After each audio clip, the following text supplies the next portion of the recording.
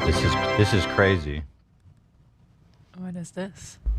Okay, a congressional letter has been sent to the leadership of Amazon and Twitch to sound the alarm about the amplification of anti-Semitism on Twitch. It was sent by a congressman. Oh my gosh. And it's got like the official heading and shit. Hell yes. Shit's getting real. Okay. I thought this drama was dying down, and just when it was starting to die down, this shit happens, and it's going to explode again. Now, before we get into this specific thing, I just want to kind of take a step back, and I think a good place to start would be covering a call-in that the Majority Report got. Now, unfortunately, I'm extremely cheap, so I'm not. I'm not going to actually like pay for the private of Majority Report. So we're just going to be watching this Hasan reaction video, since the original video's been privatized by the Majority Report. But I'll probably be skipping past the Hasan parts. Dude, come on. What Hasan thing? So like right off the jump. You know, I don't. Let me get. I don't. Out with the captain, and they're doing what? It seems like propaganda. Hasan's interview with the Houthi guy. Hold on. He says, "Yeah, like, dude, this is the." So basically, the Majority Report gets this caller that's criticizing Hasan for interviewing that Yemeni teenager, and the people on the Majority Report say, what are you talking about? Like, why should I care about this?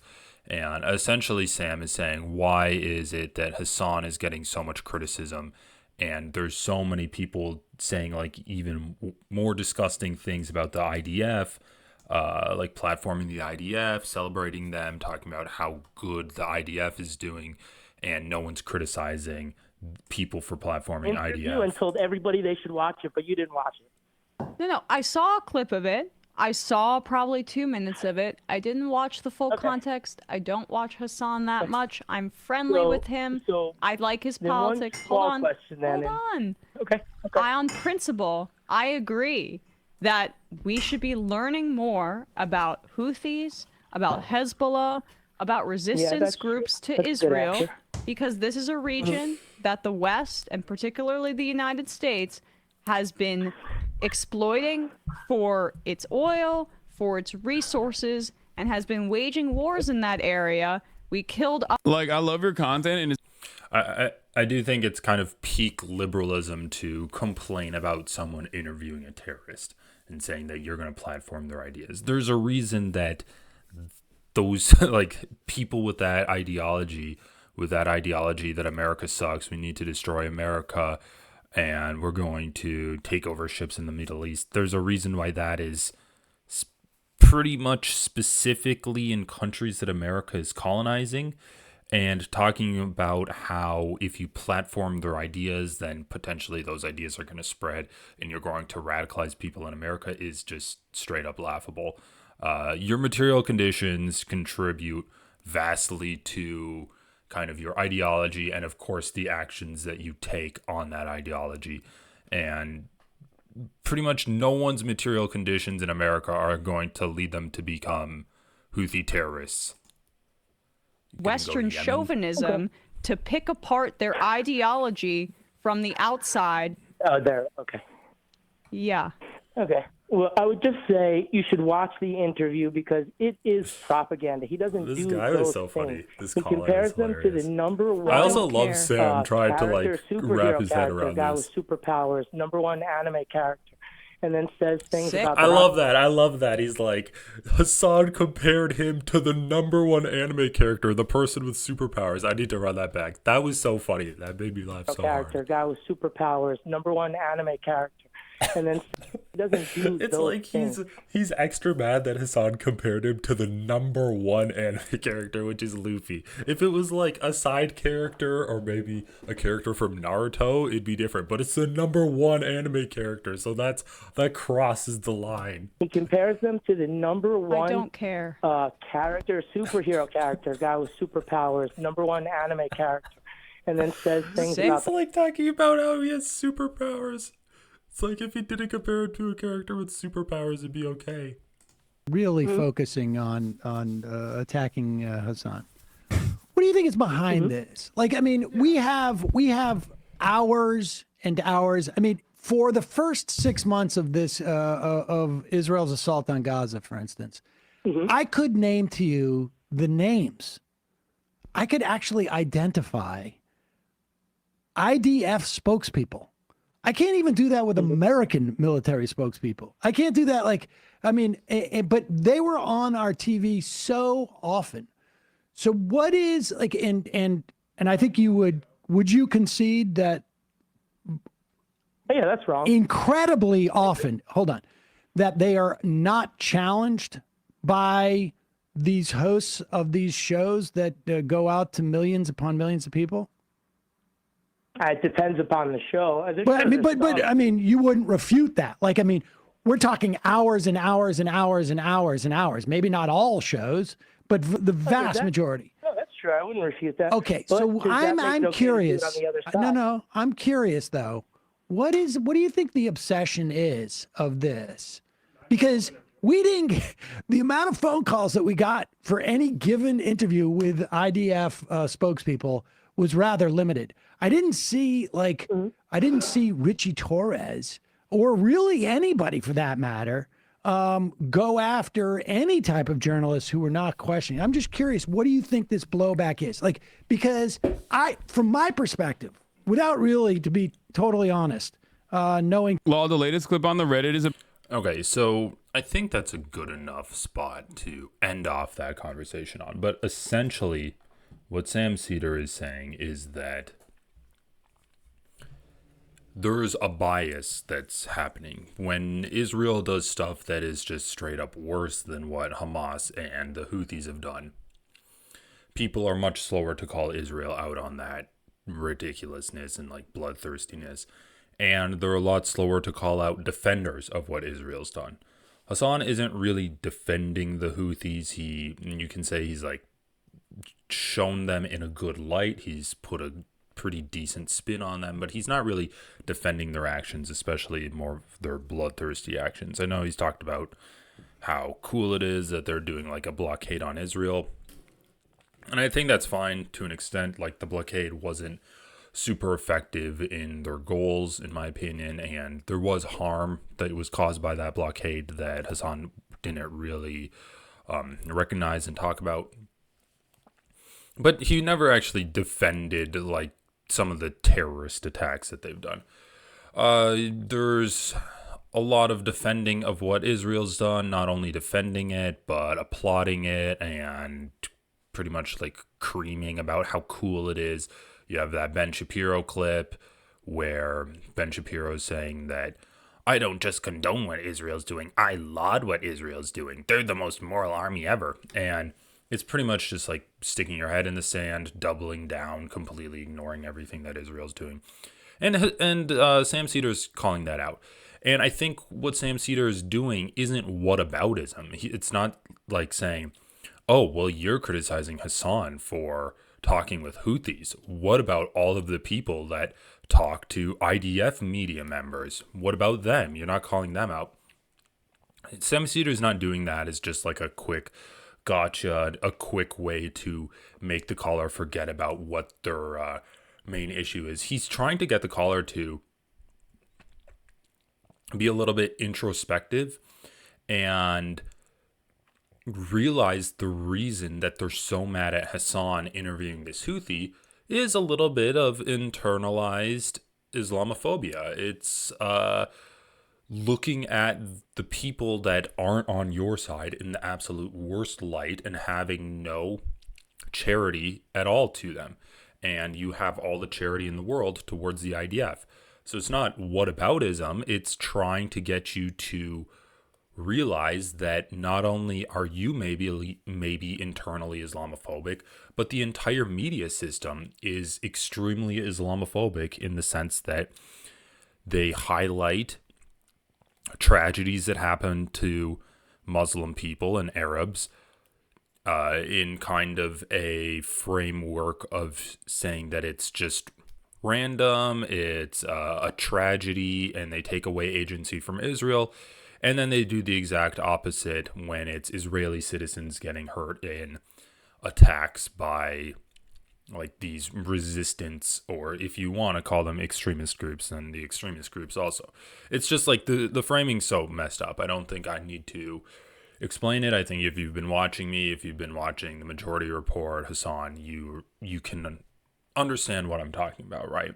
How the media will take away agency from Israel, downplay everything bad Israel says and does, and focus on just pretty much everything bad that like Islamic groups do, and also just downplay the tragedy that Israel causes and the absolute bloodthirstiness and devastation that Israel does to these people. So I think that that's kind of a big difference there. So that was one thing, and I'm kind of surprised Ethan didn't cover it. I thought that Sam and Emma handled it pretty well, not really getting into the weeds on the Ethan thing, but kind of keeping themselves above it and talking more in general about like the general atmosphere of our media system and how we as Americans treat people that we colonize, essentially. And then one other thing that I think I'm going to bring up now because it's going to be relevant later is that it is the peak of liberalism to complain about platforming a Houthi pirate, and it's really just like an excuse to be outraged, in my opinion. So you get this caller and he's like, oh, Hasan interviewed this person. It's kind of the same with Ethan. Hasan interviewed this person. Okay, what material harm is that causing you? And to me, it's kind of like, again, these people are feeling that the tide of public opinion is shifting against them. Israel's getting more and more negative news coverage, even on mainstream media. And they're kind of lashing out at whatever they can. So if they see, oh, well, someone was platformed and they were potentially had relations with an extremist group, I'm going to lash out at them. Okay, like, can we focus a little bit more on the material effects of what these people are doing? Like, I would argue that the material effects of Hasan humanizing this Yemeni teenager is that people are going to get a better sense of the conflict in Yemen, and maybe they're going to be less like discriminatory, less bigoted towards these people, might have a better understanding of the geopolitics that's happening there, how Saudi Arabia is kind of teaming up with the United States, fighting against Iran in Yemen, and there's that proxy war going on in Yemen. Maybe it'll get people more interested in it. And what's the material harm that happens? People aren't going to dismiss Houthis as a terrorist group offhand. I don't think that's going to be super bad. Let's listen to a bit more. I'm saying is I watched at the time. I did not think anything was actually that problematic about it. I thought it was an interesting view of things. Not that I would say take people hostage, but to the extent that there are, say, boats being taken hostage in certain areas, I look at like what's causing this issue. And I don't like isolate it into one thing and say, oh, well, this person, look at this bad thing of a statement from a political group. Like, what are we talking about? What's fascinating is the argument that we hear that it's Hamas's fault. Like, Hamas made Israel kill all of these civilians, right? Like that transitory, the responsibility is not on the person taking the action. It's on the person who provoked the action. But couldn't you make that? Yeah, so Sam Cedar's kind of making the point that if you defend Israel, you have really no leg to stand on to criticize even Houthis or any of the kind of military groups surrounding Israel, Hamas, Hezbollah, the Houthis, which is, I 100% agree. I don't think that that's really the point. I don't think that's like the perfect point to bring up here, because I don't think this caller really defends Israel. But Sam's just talking like broadly, and let's be honest, most of the people criticizing Hasan defend Israel, as we'll see. I think Ethan Klein is a pretty big defender of Israel, even though sometimes he'll say, oh yeah, Netanyahu's government is so bad, like what they're doing there is horrible. But yet he'll defend Israel from people attacking Zionists, and he'll say that that's anti-Semitic, and he'll kind of defend the concept of Israel as an ethno-state. Like, if he really wasn't an Israel defender, then I would imagine that he would call out the ethno-state that Israel is defined as, right? Israel's kind of defined as an ethno-state. And then the last thing, kind of to go back about that liberalism, being mad at the idea that some people call for death to America, or down with America, or what this will also become relevant later, but like Hasan saying America deserved 9/11. What is going to be the material impact of that's going to be negative? It's pretty much just outrage. It's like righteous outrage, right? It's kind of like social justice warriors. It's like bigoted wokeness. Oh, I'm so woke that I'm going almost over the top and being like bigoted against these like some minorities of people, or it's Same.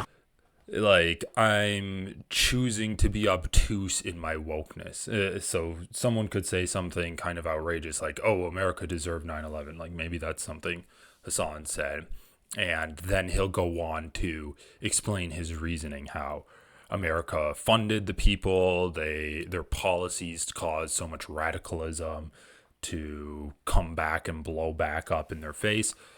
But instead of that, you'll just get this like righteous indignation and this like wokeness from these people like Ritchie Torres. Like we can look at Ritchie Torres' tweets here. What does he say? Oh yeah, this one. Hasan Piker, known for amplifying anti-Semitism and anti-Americanism, is an apologist not only for 10/7, October 7, but also for 9/11. Piker, in his own words, America deserved 9/11. Love that tight little clip chimp there. The 3,000 Americans incinerated or otherwise murdered in the Twin Towers. The falling men and women plummeting to their deaths from 110-story skyscrapers, according to Piker. All of them had it coming. All deserved it. Okay, well, Hasan didn't say the people that died there deserved it. He said the American deserved it. This is a 37-second clip. Let's watch it. One wonders if Hasan has ever seen an anti-American or anti-Semitic terrorist attack he didn't like. He lives in a morally inverted universe where the true terrorists on 9/11 and 10/7 were not the perpetrators but the victims.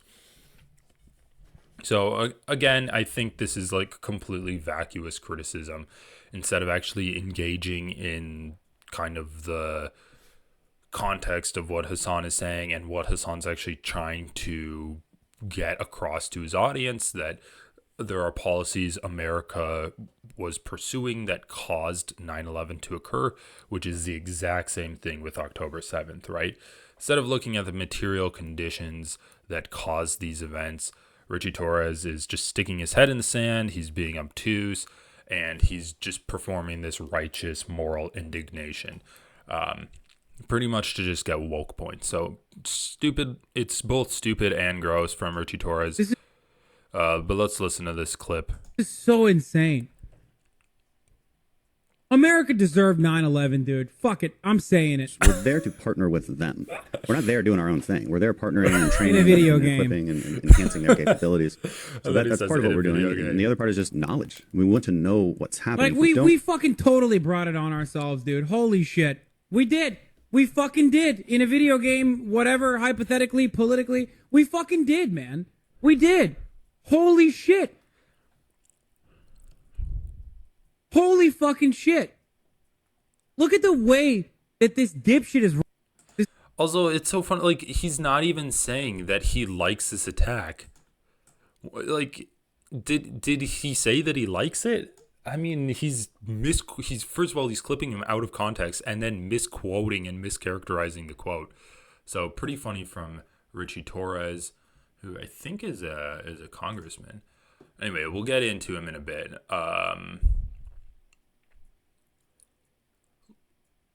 Let's see. Did I have anything else?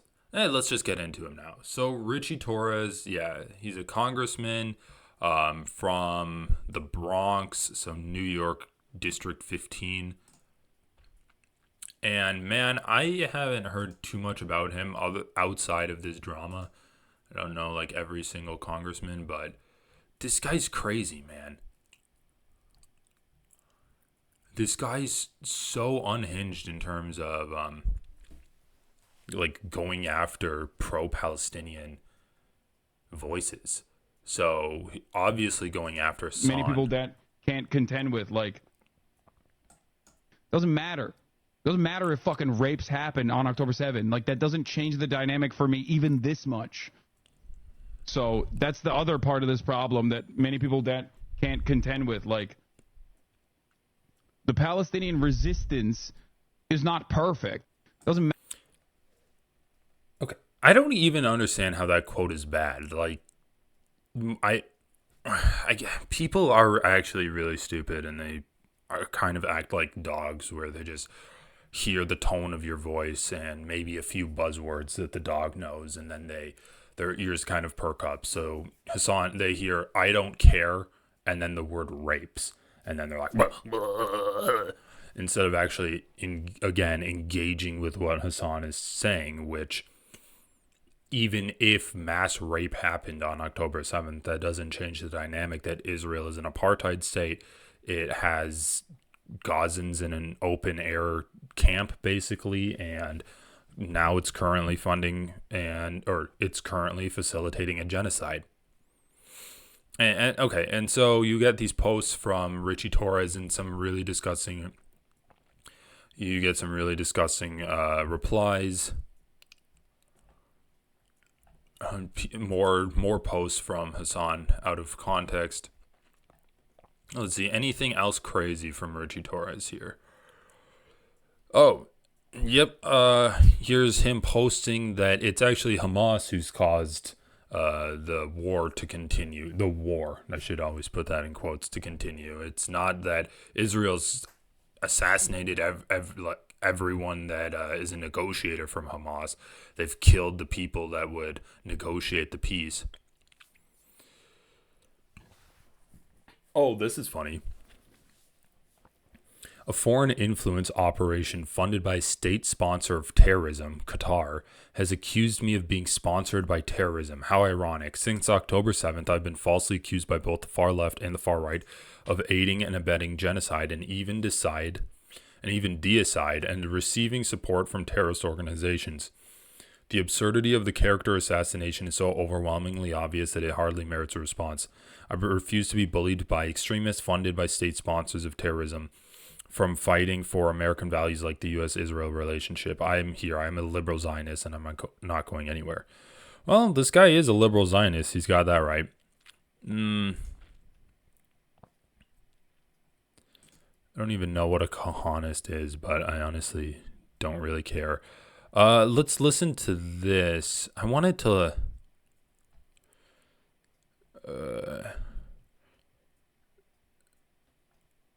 yeah, so anyway, I think it's pretty clear. Like, he's got this vendetta out for Hasan Piker. I also saw him talking about Brianna Joy Gray. What the fuck is this? Showing Congress the Gaza Holocaust up close? Anti-Zionism has shown itself to not only be an ideology, but a pathology. Exhibit A is Medea Benjamin, who may be the leading jester. What the hell? Why is he even posting this kind of stuff? Anyway, this guy's off the deep end when it comes to pro-Israel. I did want to hear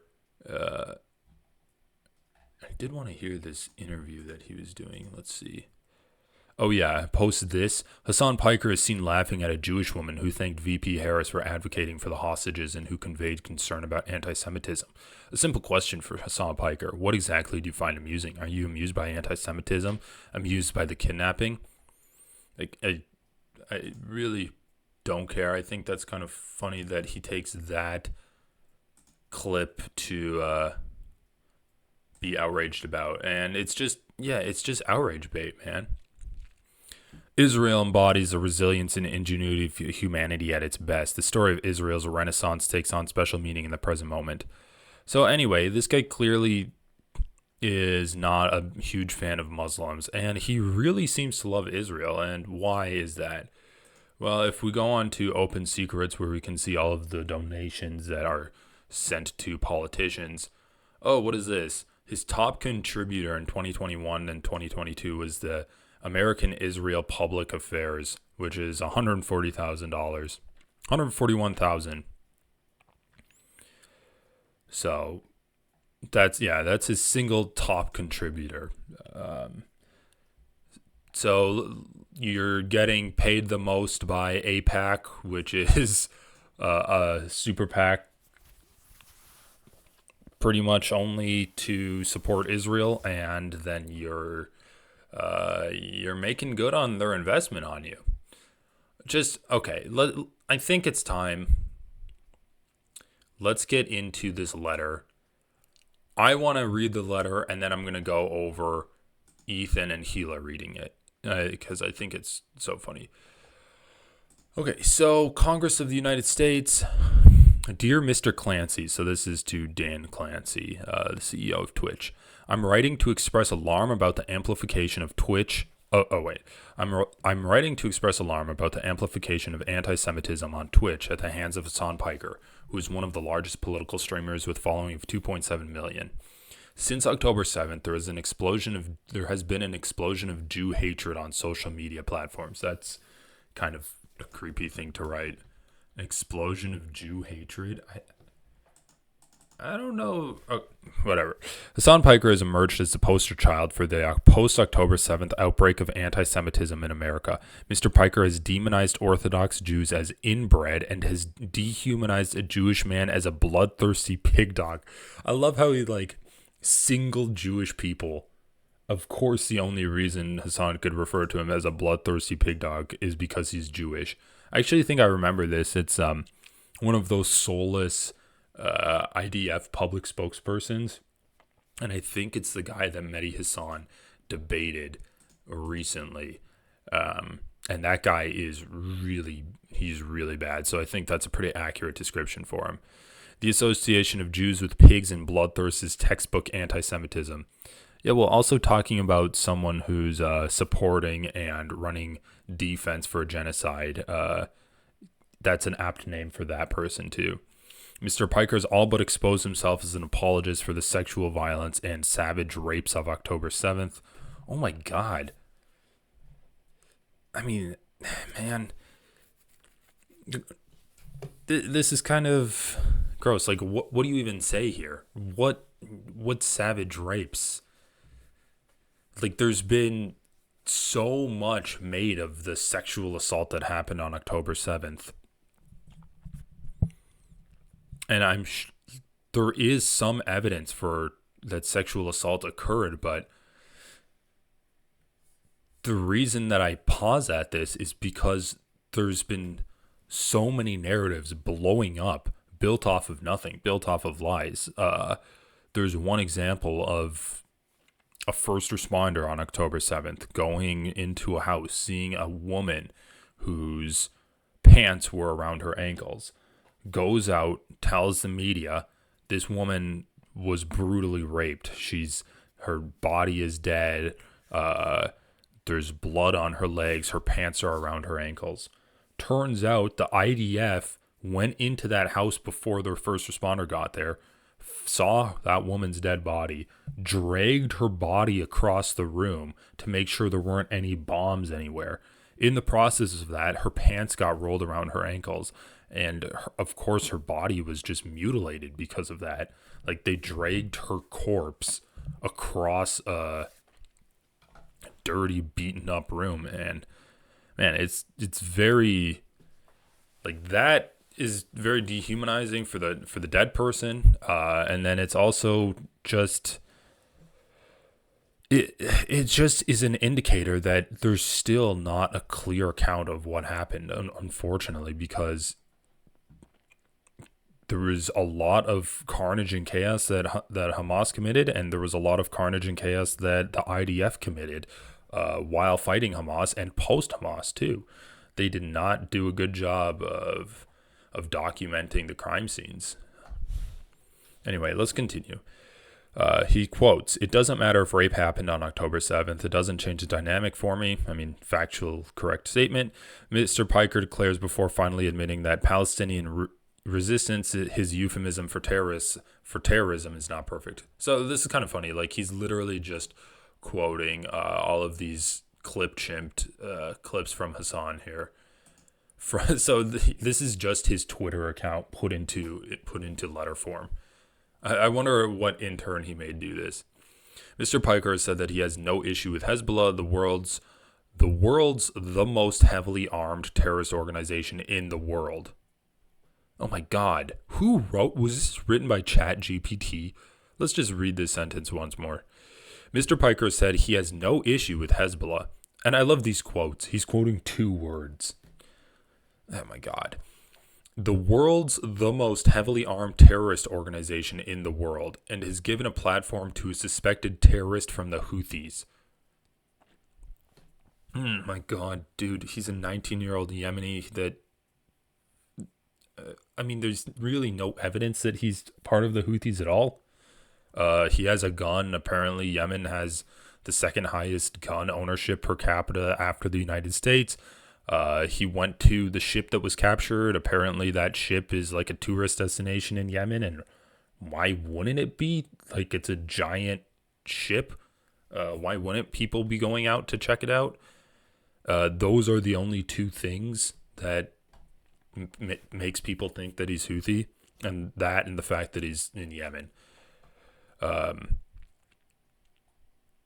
Also, the Houthis aren't a terrorist organization. Joe Biden took them off of the terrorist list. He delisted them from terrorism and put them down a class. I don't know if he set them back into terrorists once they started taking over ships, but at the time when they were taking over ships, they were objectively not a terrorist organization, according to the United States government. The U.S. government has declared Hezbollah a foreign terrorist organization in the case of the former, and the Houthis a specially designated global terrorist group. Platforming any of these terrorist organizations, as Piker has done, is beyond the pale. I love how he doesn't even have, like, a meaningful rebuke to what Hasan is doing here. He just says, "This is beyond the pale." It's like, you really have no teeth to this criticism at all. Piker has even gone as far as to incite violence, telling his followers to kill and murder people in the streets. I love these quotes. He quotes the word kill, then murder, then in the streets, and let the streets soak in their red capitalist blood. The incitement of violence merits scrutiny from federal law enforcement. Okay, well, why are you emailing Twitch then instead of the FBI? All right, let's continue. Outside the context of October 7th, Mr. Piker has even joked and mused about men date-raping women on a college campus, and has posted an image of a handgun on top of a United States senator in what appears to be an open invitation to gun violence against a sitting elected official. So I think that this mused about men date-raping women on a college campus, he was talking about, because I think I saw that clip on Reddit, because basically this entire letter is just Reddit and X, Reddit and Twitter put into paper form. So, and I think that college campus date rape thing was Hasan's like, if rich douchebags are going to be date raping women, might as well put all of the rich douchebags in one college, so like they would date rape rich women, which it's a stupid joke, but it's kind of just saying like get all of like the rich assholes in the same place. But yeah, pretty stupid. When he is not joking and musing about rape, Hasan Piker alternates between rape denial and rape apologia. He either denies the sexual violence of 10/7 or he denies that it matters. Mr. Piker once described the sexual violence of 10/7 as rape fantasies or rape hallucinations. Despite his disdain for and dismissiveness toward Jewish victims of rape in Israel, Mr. Piker remains one of the most popular political influencers on Twitch. What does popularity reveal about the devaluation of Jewish lives in American society and Twitch's role in deepening the devaluation of Jewish life? I mean, he hasn't actually given any examples where he devalued Jewish life at all. I don't think so. What has he said? No issue with Hezbollah, called Orthodox Jews inbred, which I think there's evidence that, like, if you're in an ethno-state focusing on the purity of your race and your ethnicity, then you're probably a little bit inbred. Says that the sexual violence on October 7th didn't matter in terms of the genocide. Yeah, I don't really see how he devalued Jewish life. And then I also love this. The sexual violence of 10/7 as rape fantasies or rape hallucinations. Like, that's just objectively true. There were so many people basically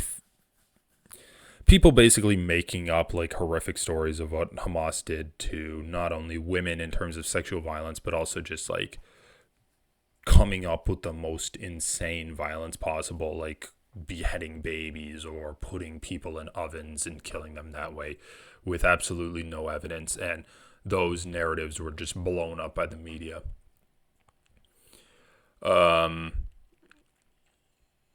Oh my God, this is literally his tweet. Hasan Piker has come out as an apologist. Here's Mr. Piker in his own words: America deserved 9/11. He didn't write in a video game, though. The 3,000 Americans. Okay, so this paragraph is just that guy's entire tweet. Speaking of siding with terrorists, Mr. Piker has glorified brave mujahideen for wounding U.S. Congressman Dan Crenshaw, who honorably served his nation in the Navy SEALs. Mr. Piker's loyalty lies not with the members of the U.S. Armed Services, but with the mujahideen who murder and maim them on the battlefield. In a recent video on Twitch, Hasan is seen maliciously laughing at a Jewish woman. Oh my God, bro. He's actually bringing that up? Okay, this is so ridiculous. So he has these clip links down here. They're all on his Google Drive. One's on his Daily Mail. Okay, this one is hilarious, though. So Piker's even gone as far as to incite violence, telling his followers to kill and murder people in the streets and let the streets soak in their red capitalist blood. The incitement of violence merits scrutiny from federal law enforcement.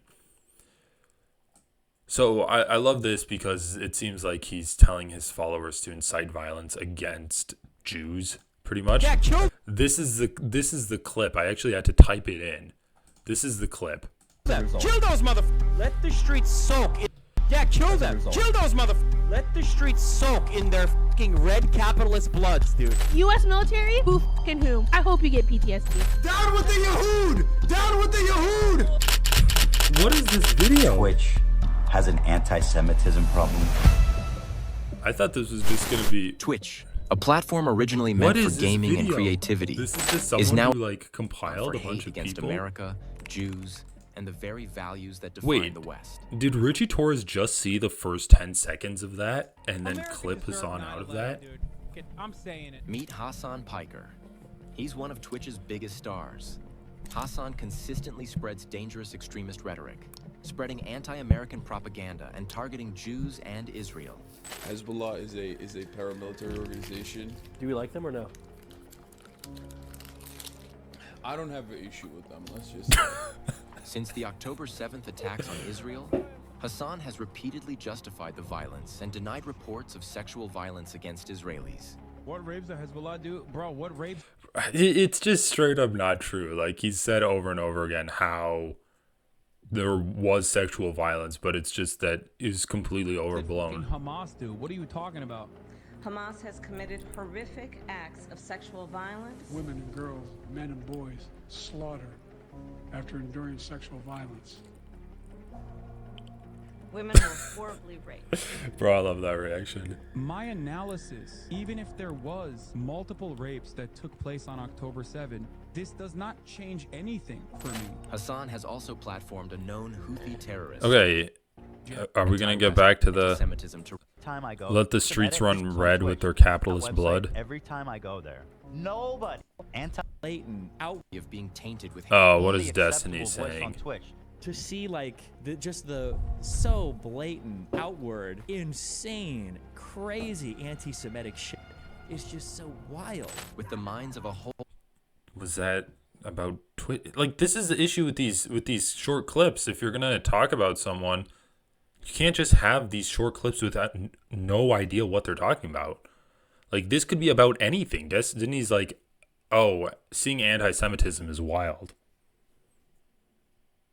That's the clip. He's not saying Hasan's anti-Semitic. He's not saying Twitch is anti-Semitic. Man, this guy really is quoting this part? Kill those motherfuckers. Let the streets soak in their fucking red capitalist bloods, dude. U.S. military? Oh my god, Richie Torres is so unserious.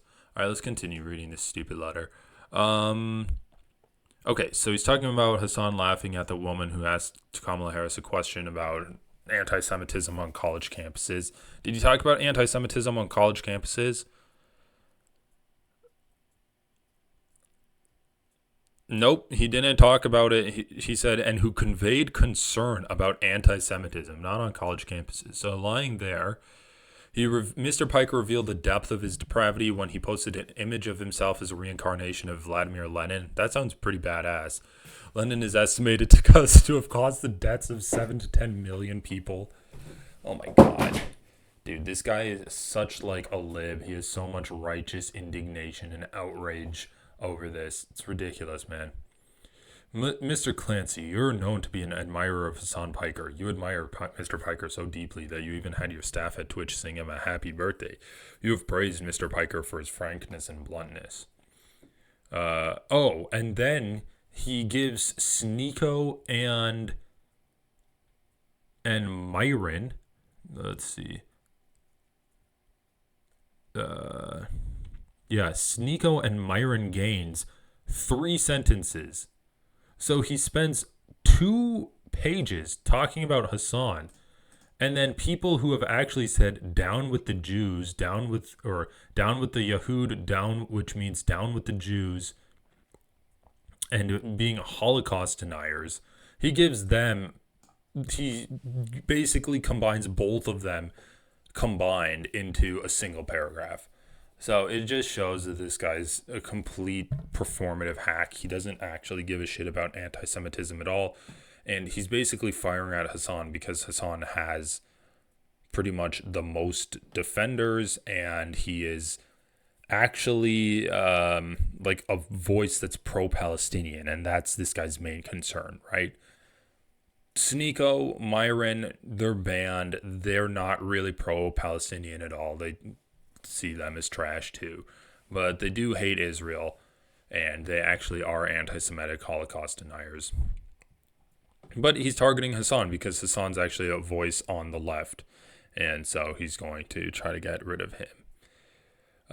If Twitch feels even the slightest semblance of social responsibility as a corporation, a questionable proposition given the company you keep, then the time has come for Twitch to stop popularizing those who popularize anti-Semitism. I mean, it's ridiculous, man. I mean, this guy doesn't really give a fuck about anti-Semitism at all. He's just pro-Israel. Nothing Hasan said was actually anti-Semitic. He didn't even have any examples for it. It's basically just a Twitter post put into letter form. It's like a combination of Twitter, Reddit, and Ethan, which I guess is also a combination of Twitter and Reddit. So pretty dumb stuff. Let's get into Ethan talking about this. And actually, before we do, I just want to do a quick recap. So we start off with this, which was 2 weeks ago now. Man, that can't be normal. Pinned on their front page. This is Ethan just recapping his like first I don't fucking make of all this shit, but it's video sick. Against his son. And that's why I bring it up. And honestly, I don't really have a lot more to say about it. I'm sure I missed something because this was whole fucking messy. There's a lot more I would say about Hasan, but I try my best to keep it only to like the most like straightforward, in my opinion, irrefutable points, which is that this Houthi kid is a fucking terrorist. He shouldn't be glorified, okay? And that the Houthis are terrorists who should not be glorified, okay? And that Hasan, even though I don't believe he's anti-Semitic, is he's causing a lot of pain and trouble in the world for people, Jewish people. I think so. He doesn't realize it. So don't glorify that Yemeni teenager because he's a fucking terrorist. Don't glorify the Houthis because they're fucking terrorists. And Hasan is causing a lot of pain and trouble in the world for Jewish people. That's Ethan's main 3 points there. Ironic because, you know, he has his wife on who actually was a part of a terrorist organization. She actually went on a raid in Ramallah and basically took part in kidnapping people. So according to Ethan, why would he have her on there? Wouldn't that be glorifying terrorism? And again, if that Yemeni teenager is a terrorist, then his wife is like 10 terrorists. No more thank you. Oh yeah, there's one other thing I want to do at the top of the show. Okay, So then we have this one that was 12 days ago. So this is Ethan's kind of next video, and he talks about how Twitch is unbanning Sneeko and Fresh and Fit. Something going on at Twitch. They unblocked Sneeko like last week. Now, this week, they unbanned Fresh and Fit. What? Wait, what? Yeah, and these are like the two most openly anti-Semitic creators, maybe online. That doesn't make any sense. They're both like Holocaust-denying anti-Semites. So they both getting unbanned while simultaneously like stuff like, you know. Okay, so probably some valid criticism from Ethan there, like, and notice how he actually has tangible things that he can point to, rather than they interviewed a teenager from Yemen. They're actually straight up Holocaust deniers and probably believers in the Great Replacement conspiracy, the theory that Jews are bringing in brown people to replace white people. Even though they're probably brown themselves, they're still kind of like white supremacists. Then we have Ethan going on kind of another rampage against Twitch. So he responds to Hasan and he complains that Hasan isn't actually engaging with any of the points that Ethan levied against him. He doesn't realize that Hasan has been engaging with those points. He did talk about the idea that interviewing that Yemeni teenager could be seen as anti-Israel or something, or like pro-terrorist propaganda. Hasan kind of talked about that and batted it down. And then we get this from Ethan. Anyway, I got this one. Hasan, by the way, who is decided to call me crazy and not respond to any of my points. This is what he had to say about the Houthi pirate kid that said all Zionists should die. Without watching what I said. I don't understand why you wouldn't care if he's out there tweeting an image of a Jewish person on a pike. I don't understand why this problem can't be approached with nuance. Because he is a teenager in Yemen, dude. These people have no material power. They cannot touch you. They cannot harm you. That's the point. This philosophy is so fucked. Like, first of all, you're the one platforming him. He is influencing people because of you. And by the way, I'm not even criticizing the Houthi pirate kid. That kid can go in Yemen and fucking do all the memes he wants about spearing Jews. I'm criticizing you. My commentary is about you. And he does this thing where he makes it seem like it's all about the pirate kid. And by the way, you know, people, it's like saying, you know. So, yeah, criticizing Hasan for not engaging with his points, and then Hasan actually does engage with his points, and Ethan doesn't really like what he's saying. Is it really cute the way that he, like, says crazy shit to his chat? I don't think it's really that cute. I don't know why people let him get away with that. So again, he says, again, the execution that we will carry out on all Zionists. And his thing is, oh, the guy's not Jewish. It's like, what did you expect him to be wearing a kippah? To be wearing a fucking yarmulke or some shit? So then I love this part too, where you get this like conflation between Zionism and Semitism for Ethan. So this is kind of Ethan's descent more and more into becoming an Israel defender. And then you have this whole Hummus Gate situation where, wait, this wasn't the Hummus Gate. This was just the Arab tier list from Frogan. And then he's also talking about how Dan Clancy is anti-Semitic because he blocked Israel and Palestine, but Ethan doesn't give a shit about the Palestinians, so he's kind of just talking about Palestine here. And then Ethan kind of takes a week off. We go here, and this is the Hummus Gate where Ethan gets triggered because these people are saying that Israeli hummus sucks. And Ethan basically says that, well, the Jews that live in Israel are Arab Jews, so their hummus is the same. And Ethan doesn't live in Israel. I don't think he knows that much about Israeli culture. But the fact that they're like criticizing Israeli hummus, and then Ethan says that's anti-Semitic, is pretty funny. So that was Hummusgate, and he also takes some shots at the Majority Report for not responding to him, even though, again, pretty much every time someone calls into the Majority Report, the Majority Report takes it and just kind of runs with it, talking about their own ideas on how the pro-Palestinian narrative will get twisted in the mainstream media.